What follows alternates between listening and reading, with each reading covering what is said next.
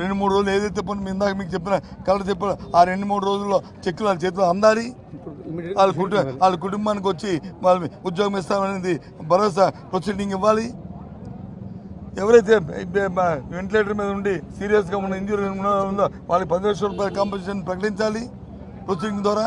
అలాగే 3 లక్షల రూపాయలు ఎవరైతే మా ఇంజరీ అయ్యి మరి 3 రోజులు హాస్పిటల్లో ఉండి వెళ్తారు వాళ్ళకి 3 లక్షలు ఇవ్వాలి. ఎవరైతే చిన్న ఇంజూరీ అయ్యారో బయట హాస్పిటల్ చేసుకున్నారో వాళ్ళకి 50,000 తక్కువ లేకుండా వాళ్ళకి ఇవ్వాలి. అది దాని అన్నింటికి కూడా రాతపూర్వకమైన ప్రభుత్వం నుంచి ఒక ప్రొసీడింగ్ ఒక రిలీజ్ రావాలి, జీవో రావాలి. వచ్చినప్పుడే ప్రజలు నమ్మకం ఉంటుంది.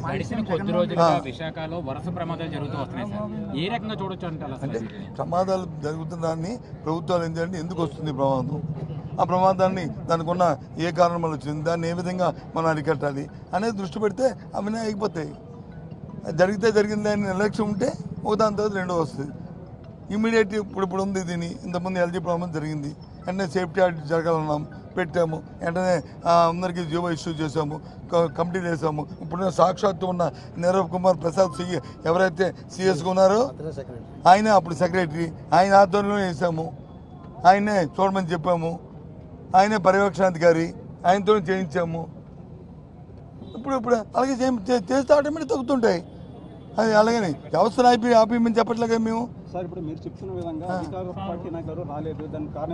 నాకేం తెలుసు, మీరు అడగండి వస్తారు. తర్వాత ఇప్పుడు నేను అన్నాను కదా, ఇప్పుడు నేను అన్నాను కదా, వాళ్ళకి ఖాళీ లేక వాళ్ళకి వెళ్ళిన వాళ్ళకి నిర్లక్ష్యం. నిన్న జరిగిన ఎన్నికల్లో వాళ్ళకి వచ్చిన ఇది చూసి ఏ రకంగా తెచ్చుకున్నారు అవి చూసి వాళ్ళకి వచ్చి ఎక్కడ ఉండవలసిన అక్కడ లేవు అని నేను అనుకుంటాను. Maybe wrong or right. లేకపోతే ఎవడో నవ్వుతాడండి సామాన్య ఇక్కడ వచ్చి చూడకపోతే. ఇది మానవత్వం ఎవడో చేయాలి కదండి. ప్రభుత్వంలోనే ప్రభుత్వం లేకపోయినా నేను ఇప్పుడు అక్కడికి వెళ్దాం అనుకున్నాను.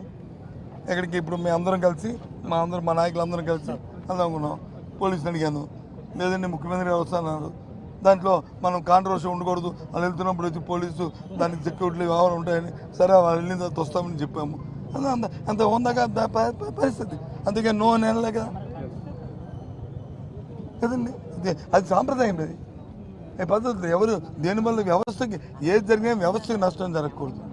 వ్యవస్థను కాపాడుకొని చేయాలి, ప్రజలకు నమ్మకం కలగాలి.